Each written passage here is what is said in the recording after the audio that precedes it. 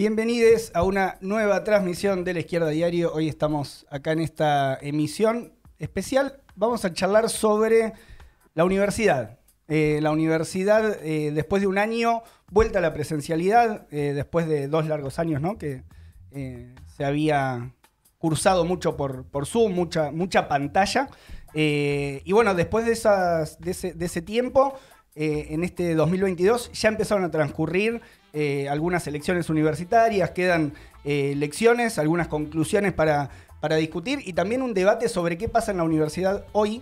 Y para eso invitamos a muchos estudiantes de distintas universidades que vamos a tener hoy en 2 bloques. Vamos a organizar este debate también a propuesta y después de una nota que salió en el suplemento de Ideas y Universidad, que sale por La Izquierda Diario. Y bueno, vamos a presentar ya ahora para hacer una primer ronda de preguntas y pensar un poco a Sofi de la UNLP, Sofía Martínez Naya. ¿Cómo va, Sofi? ¿Cómo andás, Leo? ¿Todo bien? Todo bien. A Maru de la Universidad Nacional de Rosario. Buenas. ¿Todo bien?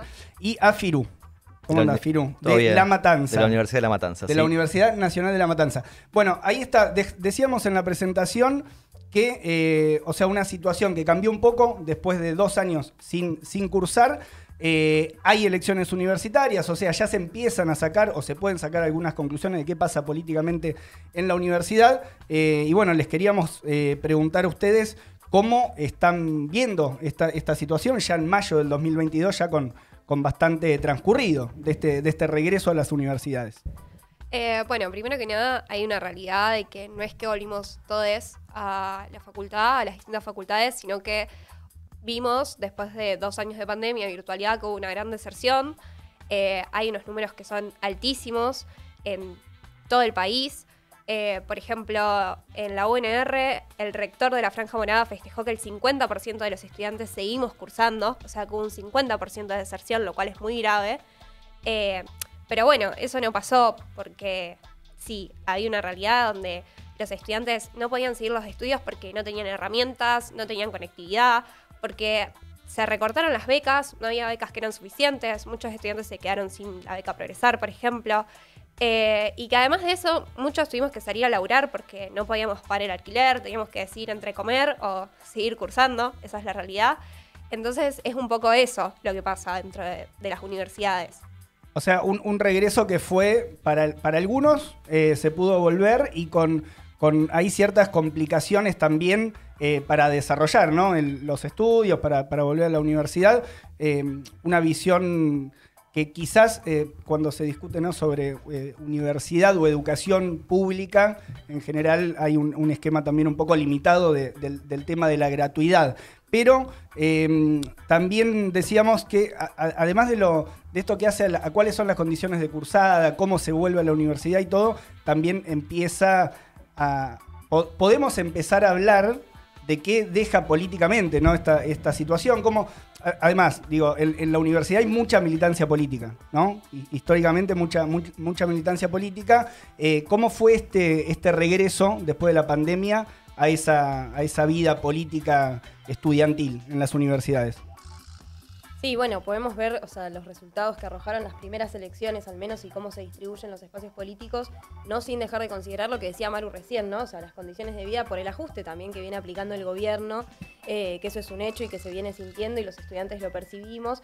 Y eso también, uno charlas ahí con los pibes en el pasillo cuando cursás, y ellos mismos te dicen, hay un descontento muy importante con el gobierno por las condiciones en las que vivimos, y eso tiene sus distintas expresiones. Si vos ves la foto hoy, hubo un avance importante de la Franja Morada, incluso ocultando también, ¿no?, quiénes son políticamente, que fueron parte del gobierno de Cambiemos, que estuvieron con Macri en su momento, que son el radicalismo, la derecha en la universidad, pero también la responsabilidad del peronismo en su avance, ¿no? Porque también esta lógica, digamos, que intentan dejar de que, bueno, uno va a la universidad a cursar y listo, entonces que las agrupaciones de alguna manera te garanticen todo lo que sea lo más rápido posible el recibirte. Esa lógica también genera que haya mucho voto, digamos, por gestión, ¿no? De qué agrupación te puede garantizar más rápidamente tus condiciones cuando eso es algo que debería garantizar el Estado, las autoridades universitarias, con presupuesto. Eso fue, elecciones tenemos en la UBA, en La Plata, y además fueron elecciones con poco año transcurrido, medio que llegaron, se volvió a la presencialidad y rápidamente hubo que ir a votar. Bueno, hubo un apuro también, ¿no? Por garantizar las elecciones cuanto antes para recambiar los cargos políticos, toda una rosca también de la que muchísimos estudiantes quedamos por fuera, digamos, que también tiene que ver eso con reacomodar los cargos. En La Plata, por ejemplo, se votó el nuevo rector, que es un tipo de la Franja Morada, formado por la UADE en Administración de Empresas, que eso también, ¿no? nos da una idea de qué universidad quieren. Esta elección del rector de La Plata fue hace poquito. Hace una semana, sí, hace 2 semanas. También a espalda de todos los estudiantes. Los estudiantes ni se enteraron, incluso desarrollaron todo un acting, un show en la universidad que impactaba de la cantidad de guita, ¿no? Que dejaron ahí para un recambio en un cargo político para que la universidad siga siendo cada vez más una empresa. ¿Irú? Sí, así como Sofi un poco y Maru también decían el problema de las condiciones con las que van los pibes y las pibas a estudiar, nosotros vemos que a nivel nacional hay un aumento de la matrícula del 44%, pero esto tiene una contradicción importante. Por ejemplo, en el conurbano bonaerense hubo un gran aumento de la matrícula, pero muchos de esos pibes y pibas en los primeros, segundos, terceros años, digamos, tienen que desertar la universidad. Está esa contradicción porque no se puede, es inviable en los ritmos de trabajo, no se llega a fin de mes, trabajar muchas horas y obviamente sostener la cursada se hace muy muy difícil. Además, bueno, nosotros vemos, por ejemplo, los datos que arroja la Universidad de Quilmes es que el 53% de los jóvenes que estudian también trabajan. Y realmente se hace cuesta arriba terminar con la carrera y terminar con los estudios. Por eso vemos un gran aumento de la matrícula, pero no así una gran cantidad de graduados, digamos, ¿no? Está esa contradicción y también, digamos, producto un poco de una ley de educación superior menemista que viene de los 90, como gran paradigma también de las universidades al servicio de las empresas.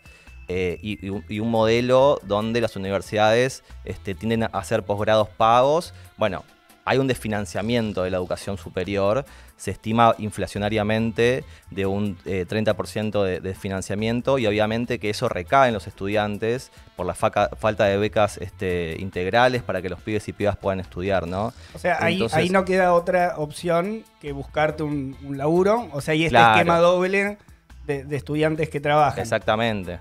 Y además con el tipo de laburo, ¿no? Con el tipo de trabajo que se consigue siendo un joven universitario. Entonces por ahí las primeras semanas en la universidad, a veces aulas estalladas, donde los pibes estudian en los pasillos, y a fin de cuatrimestre ves aulas vacías.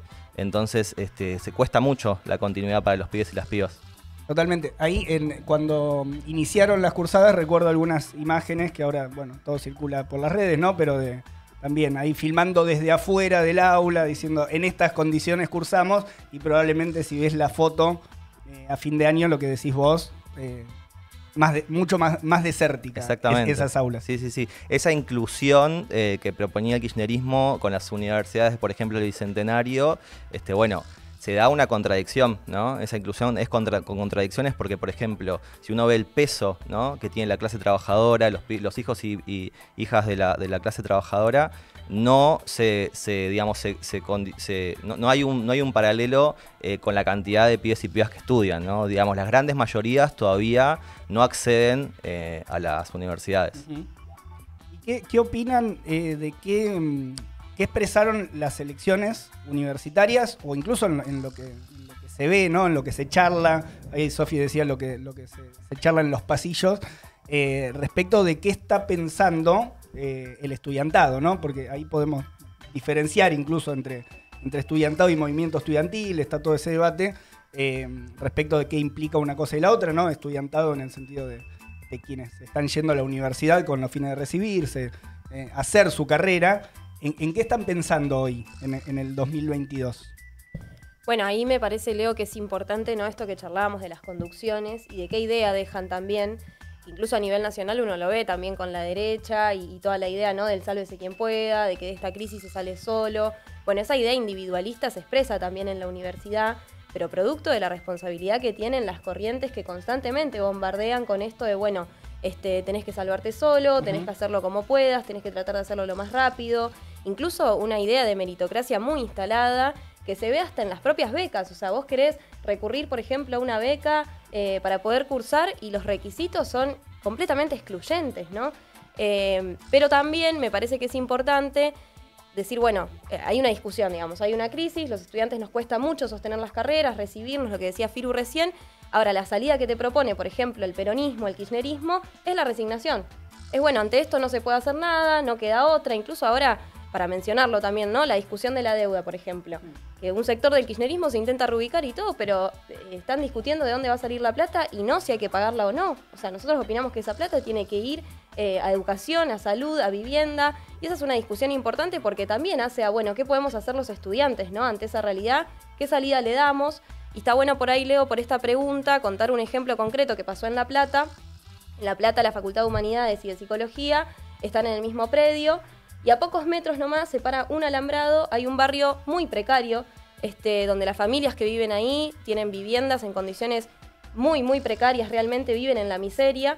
Y hubo una situación donde un día estábamos llegando a la facultad con un grupo de compañeros y de repente empezamos a escuchar gritos. Bueno, se incendió un remolque donde estaban jugando 3 chicos que fallecieron, una situación completamente terrible, que en el momento nos llenó de bronca. Fuimos cientos de estudiantes en el momento, digamos, para ayudar a las familias antes que la ambulancia, incluso, o sea, antes de que sea presente también el Estado desde el punto de vista de cómo también socorrer esa situación.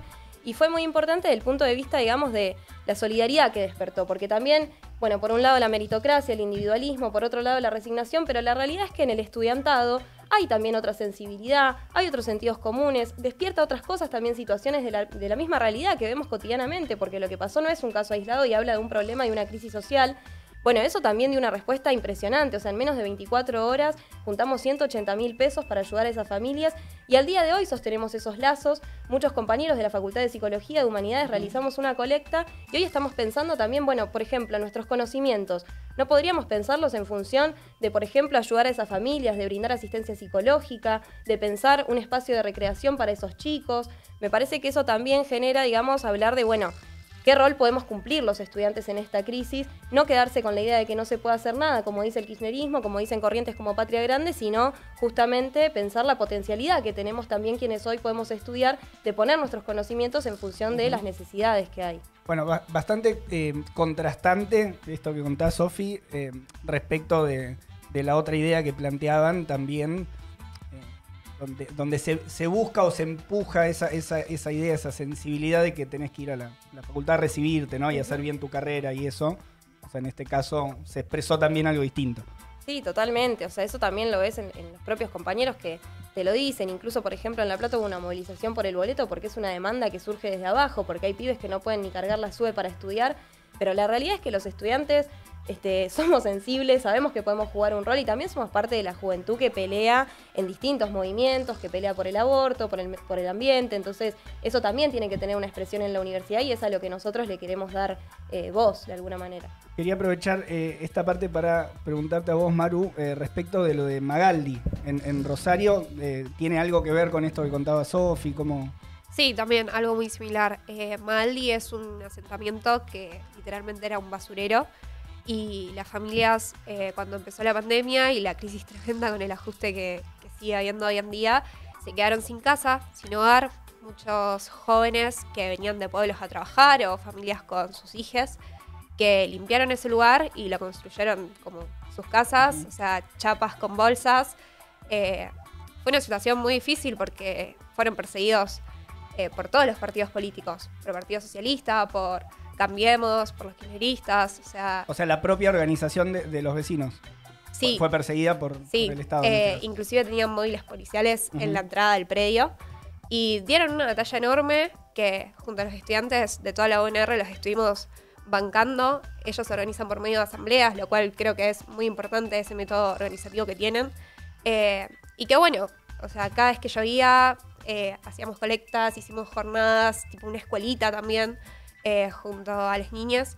Y algo muy emocionante la otra vez que hablaban unos compañeros de Magaldi era el hecho de que ellos lograron hacer como ganar esa batalla donde van a tener su vivienda, donde van a tener un lugar para vivir junto a sus hijas, pero que decían que eso no terminaba ahí y que veían que cómo los ayudamos los estudiantes fue algo que los ayudó a ganar y que ellos también van a estar con nosotros cuando nosotros salgamos a pelearla.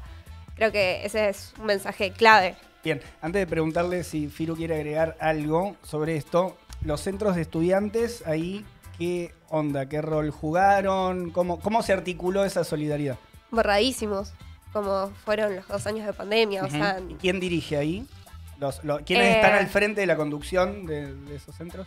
y ahora hubo un gran avance de la franja, como decíamos antes, pero sobre todo la centroizquierda, Patria Grande, conocida como La Mella, el PCR. Pero bueno, o sea, no hubo organización en estos 2 años. Nosotros nos estuvimos organizando desde abajo, por medio de asambleas virtuales. Cuando se pudo hacer presencial también lo hicimos. El rol también que cumplieron las secretarías de los centros de estudiantes, organizándonos con los estudiantes, fue lo principal para llegar a eso. Piru, incluso para ir cerrando este primer bloque en cierta medida una foto de cómo estamos dentro de algunos elementos a los cuales pensar, ¿no?, sobre la universidad hoy. No, me parece que hay algo interesante que decían Sofi y Maru, que tiene que ver con cómo los estudiantes tenemos que poner nuestros conocimientos al servicio de las grandes mayorías, de los sectores populares, cómo esa potencialidad, esa unidad se puede dar en concreto, ¿no? Por ejemplo, lo que contaban de Magaldi. Nosotros ahí en La Matanza vemos cómo estudiantes podemos, por ejemplo, hacer los relevamientos que necesitan la familia de los barrios recuperados, como Los Ceibos, como Nueva Unión. Vemos cómo estudiantes de enfermería o medicina pueden hacer puestas sanitarias en los barrios más postergados, cómo los estudiantes de ingeniería podrían resolver problemas ambientales que hay en las cuencas de Río Matanza. Es decir, cómo cada carrera, si se pensaría de una manera racional y al servicio de las grandes mayorías y populares, podrían dar otra salida, ¿no?, a la crisis y a lo que está sufriendo o que está padeciendo, ¿no?, la clase trabajadora. Muy bien. Bueno, hasta acá este primer bloque estuvimos charlando con Sofi, con Maru y con Firu, Universidad de La Plata, de Rosario y de La Matanza.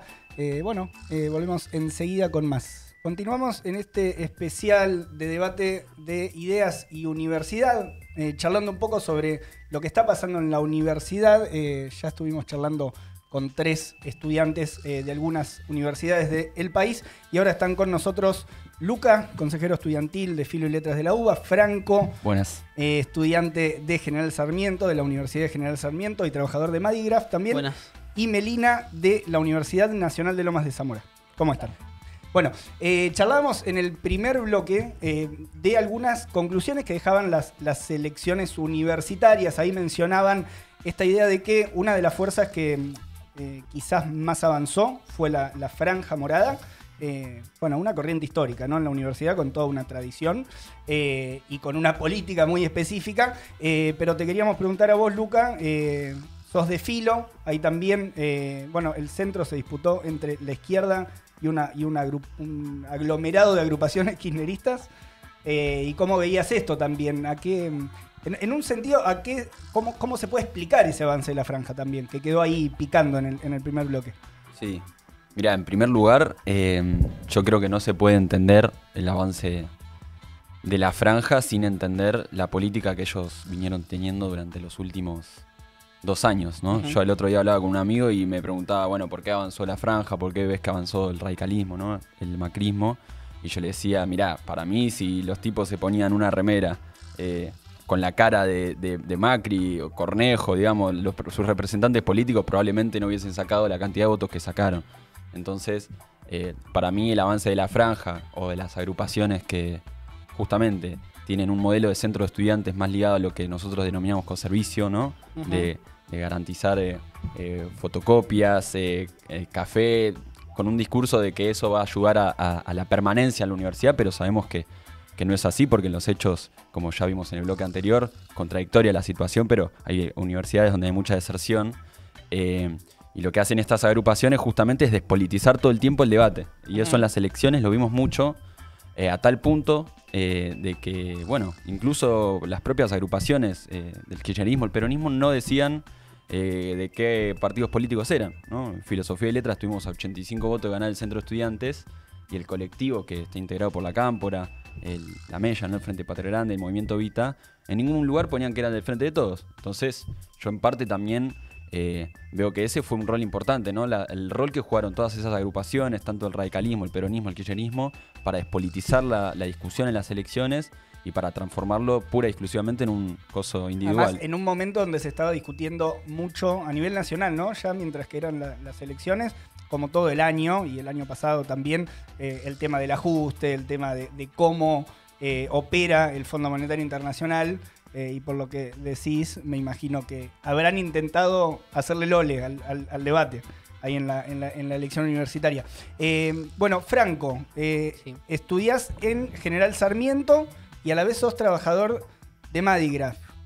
Se vienen, ustedes todavía no tuvieron elecciones. No, tenemos ahora en junio, del 3 al 16 de junio, elecciones de Consejo Superior y Consejo de Instituto. Ok. Y eso votan todos los estudiantes de la universidad. Sí, ¿Tienen un estimativo, digamos, de participación ahí? Sabemos que las matrículas son de 15.000 estudiantes. Ok. Los ingresantes, por ejemplo, a estas elecciones no votan. Es algo antidemocrático que los estudiantes ingresantes no voten. Nosotros estamos peleando porque nos oficialicen la lista de la izquierda, que todavía no nos oficializaron. Estamos dando esa pelea y bueno, pero queremos pelear por consejeros superiores y consejeros de institutos que peleen y que den en los órganos de gobierno de la universidad, pongan la voz de los estudiantes que quieren seguir cursando, que están haciendo mucho esfuerzo para mantener la cursada ante un escenario de ajuste del gobierno y las gestiones universitarias. ¿Todavía no hay elecciones de centro de estudiantes ahí? No, o todavía no hay, no sabemos. pueden ser este año, pero Sí, quizás solamente tiene que ser este año. en otro momento? O sea, ahora van a votar para todo lo que es la gestión, digamos, de los órganos de gobierno de la universidad. Sí, yo soy candidato en mi instituto, que es Instituto de IDEI, que Instituto de Industria, que nuclea todas las carreras de ingeniería y ligadas a la industria. ¿Y vos primero empezaste a trabajar en Madigraf y después arrancaste a cursar ahí? ¿O No, al no, revés? yo ya cursaba historia, pero tengo secundario técnico y bueno, conocí a los compañeros de Madigraf del mantenimiento, sector mantenimiento, necesitaban un técnico y me ofrecieron si yo quería aportar ahí en el sector de mantenimiento y bueno, y dije de una porque estoy muy sensibilizado con Madigraf, conocía la fábrica y bueno, me cambié de historia a una tecnicatura que tiene que ver con automatización industrial para poder aportar mucho más a la gestión Claro. obrera. ¿Podés contar muy rápido qué es Madigraf para quienes no lo conocen? Sí, es una gestión obrera, cooperativa, una fábrica recuperada que se cerró en 2014. Somos gráficos, hacemos revistas, pero bueno, en el último tiempo, con la caída del rubro gráfico, empezamos a ver otros proyectos como en la pandemia hicimos alcohol en gel y donamos a hospitales, a sectores que necesitaban. Y bueno, en el último tiempo también adquirimos una máquina de bolsa de papel que las bolsas de papel son biodegradables, no como la de plástico y estamos con... o sea, ante los problemas que tuvimos como gestión obrera, que es muy difícil sostener, vimos una salida social y en este caso también ambiental. Claro, claro. Y ahí hay toda una relación interesante con la universidad. Igual lo dejamos ahí picando y ahora retomamos para preguntarle también a Melina, que es de la Universidad Nacional de Lomas de Zamora. Y ahí, bueno, en zona sur del Gran Buenos Aires, venimos también de momentos intensos, ¿no? Luchas importantes, tuvo la pelea de Guernica en su momento. ¿Cómo se conecta eso con la realidad que se vive en la universidad? Bueno, sí, nosotros venimos de 2 años, bueno, donde empezó todo el conflicto de las familias de Guernica, que estaban peleando, que siguen peleando incluso por su derecho a la vivienda digna, por el reclamo tan genuino de ni una menos sin vivienda. Nosotros como estudiantes, o sea, sabemos que la solidaridad nos brota por los poros, por todos lados en sí. Una de las cosas que nosotros hicimos nosotros en la Universidad de Lomas de Zamora tenemos un espacio que es la Secretaría de Género y Diversidad Sexual, que, por ejemplo, en contraposición a esto que ya veníamos discutiendo de los modelos de centro de estudiante, nosotros con esa secretaría nos organizamos con estudiantes, así como nos organizamos también con estudiantes terciarios de otras universidades y junto con docentes, trabajadores no docentes también, para impulsar, por ejemplo, una escuelita, ¿sí? Para que los pibes, o sea, tengan cierta continuidad dentro de todo en un contexto tan difícil como fue la pandemia, que, bueno, desde ya no tenía ningún tipo de conectividad, ¿no? Aún hoy en día seguimos apoyando ese reclamo porque si bien ya fueron brutalmente desalojados y reprimidos para sacarlos de las tierras de Guernica, el gobierno se comprometió a entregarles lotes, que a más de un año de esa promesa sigue sin cumplirlo, entonces las familias todavía se siguen organizando en esta asamblea permanente. Existe también la Comisión de Mujeres de Guernica, que están a la cabeza de esta pelea, como decía, por un techo, por una vivienda digna y también por trabajos con derechos para todos, ¿no? Y en esa pelea jugaron un rol, digamos, aportando como estudiantes de la universidad. ¿Qué eco encontraron quizás también con, no sé, con las autoridades de la universidad, de tu facultad, digamos, o de la Universidad de Lomas de Zamora? Ahí jugaron un rol, se pronunciaron, porque también hay que recordar el rol que jugó el gobierno provincial, ¿no? En todo eso, que fue impulsor de una campaña contra la familia de Guernica y después de la propia represión. ¿Eso cómo pegó ahí? Sí, claramente, bueno, gran parte de los centros de estudiantes, las conducciones en sí de los centros de estudiantes son parte del gobierno del Frente de Todos, son peronistas, algunos por ahí un poco más progres, pero sí se alinean con el Frente de Todos, con Alberto Fernández, con Kicillof. Todas esas conducciones de centros de estudiantes no solamente se llamaron al silencio, que es gravísimo, sino que también directamente se negaron a, por ejemplo, repudiar las represiones, se negaron a, por ejemplo, ser parte de las campañas solidarias, como la escuelita, como lo son las colectas de alimentos para esas familias. O sea, totalmente brutal cómo quieren pintar la realidad, como si los estudiantes estuviéramos exentos de ella, ¿no? Uh-huh. Bueno, se conecta bastante con lo que decía Luca al principio de este rol, ¿no? Este intento de que los centros de estudiantes aparezcan como simplemente eso, organizaciones que te garantizan algo más, que te dan la fotocopia, te dan el café. Franco, vos comentabas un poco esta realidad que está atravesando Madigraf, pero me interesaba que desarrolles un poco más también cómo es esa conexión o cómo ven que puede ser ese aporte más como estudiantes. Acá es muy concreto, digamos, porque vos jugás los dos roles, jugás en las dos canchas, digamos, pero ¿cómo podría ser esa unidad que ustedes están proyectando? Porque hay una parte que es conocimiento técnico, que es muy, muy importante, y con toda este plan de transformación de la fábrica, que es un plan muy novedoso, me parece, para lo que es una gestión obrera. ¿Cómo ven ese punto? Sí, nosotros peleamos porque las universidades estén ligadas a la clase obrera, a las necesidades populares. Por ejemplo, siempre la UN se caracterizó por tener mucha alianza con los obreros, con todos los conflictos.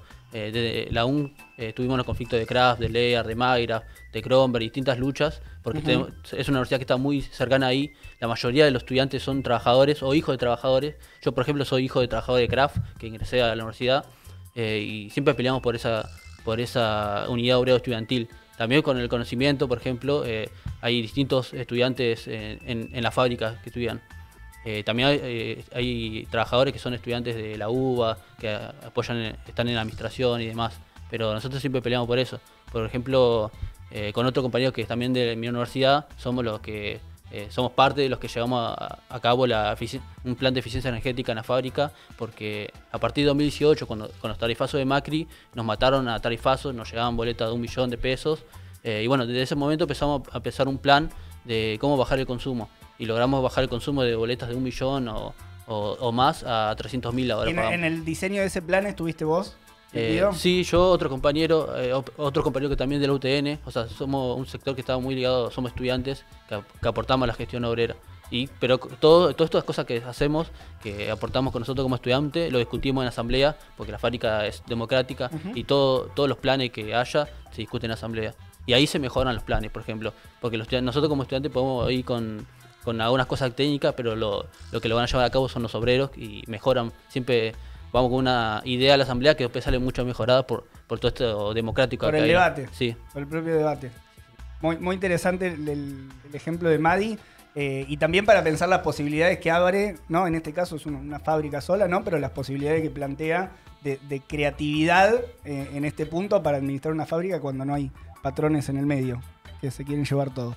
¿Luca? Mirá, sí, ahí por esto que decía Franco y lo que decías vos. El otro día me tomé el trabajo de entrar a la página de la UBA y googlear convenios UBA, ¿no? Es decir, ver todos los convenios que tiene la UBA con distintas empresas, todo. Por ejemplo, la Facultad de Agronomía de la UBA tiene convenio con Monsanto, con Bayer, y después uno empieza a ver todos nombres en inglés, ¿no? De empresas extranjeras, que ahí ya cuando ves muchos nombres en inglés es que te agarrate el bolsillo.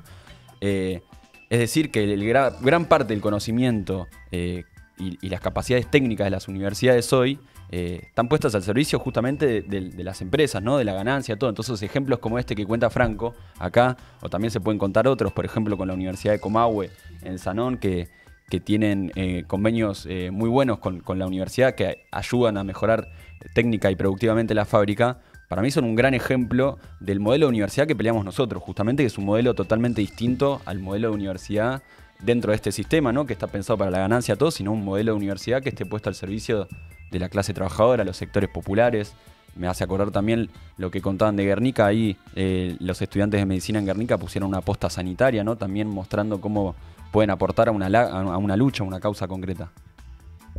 Me llamaba la atención la otra vez pasar por el frente de la Facultad de Derecho de la UBA y tiene colgada una publicidad gigante, pero gigante en una de las columnas de Derecho de la UBA, de Netflix.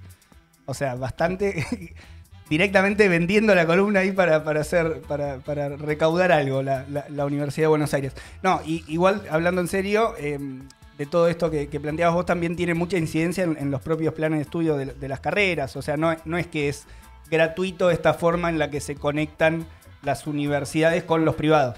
O sea, después tiene implicancias muy directas en en qué es lo que hay que estudiar y cuál es el conocimiento que hay que desarrollar ahí. 100%. 100%. Por eso para mí es importante destacar mucho los ejemplos como Madigraf, digamos, o como de Sanón con Comahue, que mencionaba antes, porque para mí a la hora de hablar el rol que juegan las universidades en la sociedad hoy, también hay que hablar, digamos, de la sociedad en la que estamos hoy. Entonces, Franco decía de forma muy clara que ellos llevan planes y en la asamblea se discute y en la asamblea mejora los planes que llevaron los estudiantes, digamos. Entonces esa me parece una prueba clarísima de cómo esos espacios así de autoorganización donde se discute todo de forma democrática, todo, se libera una potencialidad que hoy en la universidad, en las facultades, está comprimida por el Estado, está comprimida por las burocracias estudiantiles, por el régimen de conjunto. Entonces para mí hay una pelea concreta de generar esos espacios para que se libere todo ese ingenio, esa creatividad que puede lograr cosas fabulosas como la que contó él. Dos preguntas más antes de ir cerrando, porque ya charlamos bastante entre todos. Por un lado, apareció alrededor de la conversación esta realidad que vive un sector del estudiantado, quizás no todos, quizás hay algunos que tienen todavía la suerte de que te puedan bancar, ¿no? Los estudios, terminar la carrera en 5 años, hacer una cosa, un esquema que cada vez queda más viejo, me parece, ¿no? Dedicarte full a recibirte, a hacer la carrera rápido, etcétera.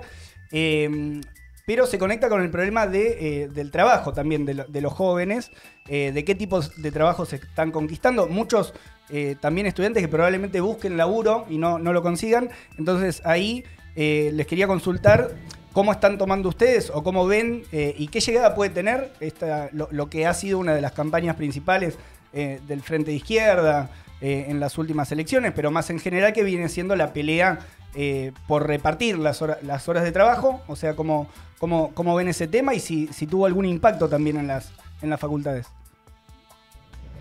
Bueno, quien quiera. Me mando.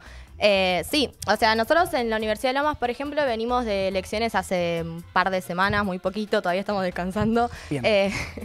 No, pero sí, algo que hablábamos mucho en el pasilleo con nuestros compañeros de cursada, con los pibes con los que cursamos, es esto de, por ejemplo, cómo hacemos para manejarnos entre las materias, entre el laburo, entre la familia también. Muchos de nuestros compañeras tienen hijos, e incluso muchas veces nuestras compañeras van a cursar con sus hijos en brazo, que es re choqueante eso, ¿no? A ver, lo que pasa, o sea, prima mucho el trabajo en el call center, mucha precarización laboral que sigue en aumento, sobre todo para nosotros los jóvenes. También vemos como, o sea, se precariza cada vez más en varios laburos y además los métodos como la inflación, por ejemplo, que nos golpea el bolsillo, eso hace que cada vez sea más difícil estudiar. No sé si vieron, por ejemplo, el meme, bueno, ahora que fue el censo, que había un meme que el censista pregunta, y bueno, ¿hace cuántos años estás cursando o cuándo te recibís? Y estaba la foto del perrito llorando, ¿no? Bueno, creo que nos representa a los estudiantes en distintos niveles, a muchos en realidad, sobre todo porque sabemos que o terminás haciendo horas extras para llegar a un salario más o menos digno y tenés que dejar alguna que otra materia, o te quedaste sin laburo, o no sé, no llegás al alquiler, y la verdad que pagar los apuntes o incluso dedicarle tiempo a poder estudiar y estar más tranquilo para poder hacerlo y poder avanzar en nuestras carreras se vuelve cada vez más difícil. Y ahí ustedes que plantean ante esas problemáticas, ¿no?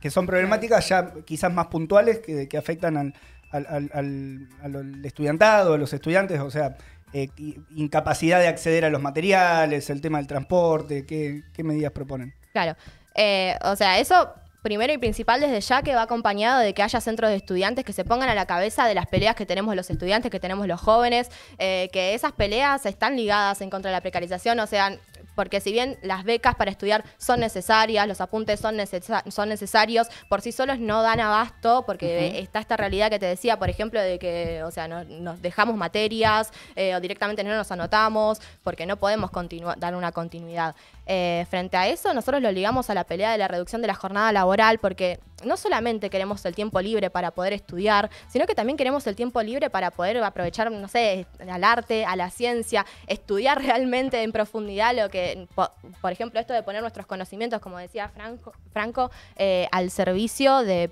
pelear por una sociedad que no tenga desigualdades, por ejemplo, y también que todo ese tiempo libre nosotros lo podamos utilizar para realmente organizarnos, así como venimos haciendo, como planteamos nosotros en nuestro modelo de centro de estudiantes. Bueno, eso es un inicio para organizarnos, para cambiar esta sociedad. Bueno.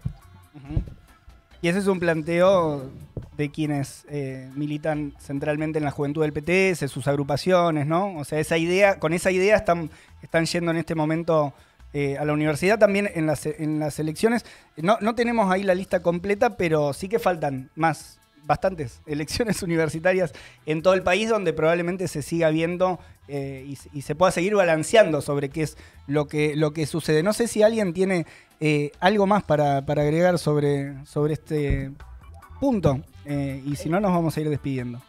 Y yo por las elecciones, bueno, como decía hace un rato que hace poco tuvimos nosotros elecciones, algo que me parece que es sorpresivo también en una universidad pública como es la de Lomas de Zamora, se presentaron los liberales de Milei, que bueno, yo no lo he visto todavía en otras universidades que se presenten, pero es algo totalmente bizarro porque los chabones fueron y se presentaron y dijeron que en una universidad pública, si vos por ejemplo recursás una materia, ¿por qué no pudiste llevarla adelante? Porque te sacaste un 2, no sé, lo que sea, tenés que pagarlo. Bueno, ellos a nivel nacional también dicen que vos tenés que tener un voucher o un vale para poder estudiar, algo que es totalmente terrible. Y además no nos olvidemos que estos sectores son los que denuncian a la casta política, pero son los sectores que también están aliados con los empresarios, que están con genocidas, que se oponen a, por ejemplo, a que las mujeres conquistemos nuestros derechos, que se oponen abiertamente, por ejemplo, al derecho al aborto. Entonces, para mí no nos podemos dejar engañar también por estos sectores que, bueno, me pareció que era algo... Sí, en algunos lados no llegaron a armar sus listas, pero es cierto que sus ideas están siendo discutidas, ¿no? Así que está bien también tener una posición clara sobre eso. Ahora sí, últimas dos y vamos cerrando.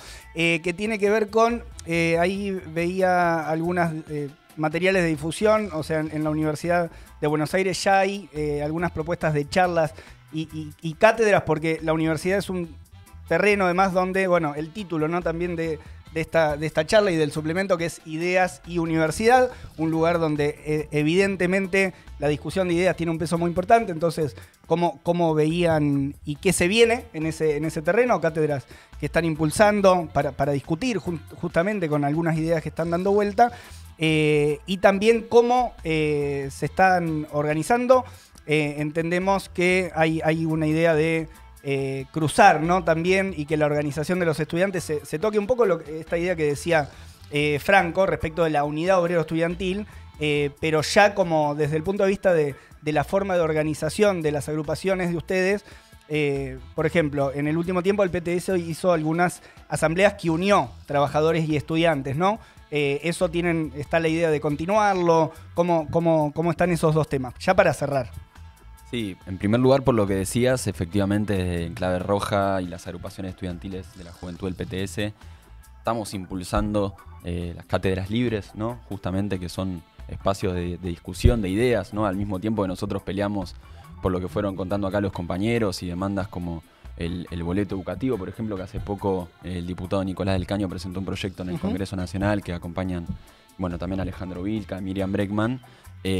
También impulsamos el debate justamente de ideas en la universidad, desde una óptica marxista, que es lo que somos, justamente porque opinamos que la universidad, las facultades tienen que ser un terreno de disputa, donde discutamos ideas, justamente para ver qué modelo de sociedad tenemos cada una de las corrientes, sacarnos las caretas y discutirlo. Nosotros acá, en pequeño, pudimos demostrar algunos ejemplos, pero justamente nosotros creemos que las facultades, con esto ya termino, pero justamente la coordinación es importante porque queremos que cada facultad, que cada universidad se transformen en puntos de referencia, puntos de organización donde confluyan, donde puedan confluir distintos sectores, y en ese sentido también estamos impulsando las asambleas que dijiste, pero creemos que la coordinación, digamos, es el camino, ¿no? En un momento de crisis tan complicado, donde las burocracias sindicales dividen todo el tiempo a los sectores, si sos contratado, si sos planta permanente, si estás en blanco, si sos monotributista, si sos desocupado. Bueno, nosotros desde nuestra corriente, digamos, en las universidades también queremos pelear por esa coordinación y el rol que podemos jugar desde la universidad justamente es aportar un grano de arena a esa coordinación, ¿no? Bueno, ahora sí, los saludamos, gracias por haber estado y obviamente a compartir si les gustó este video con todos estos elementos de reflexión sobre lo que está pasando en la universidad. Nos vemos la próxima.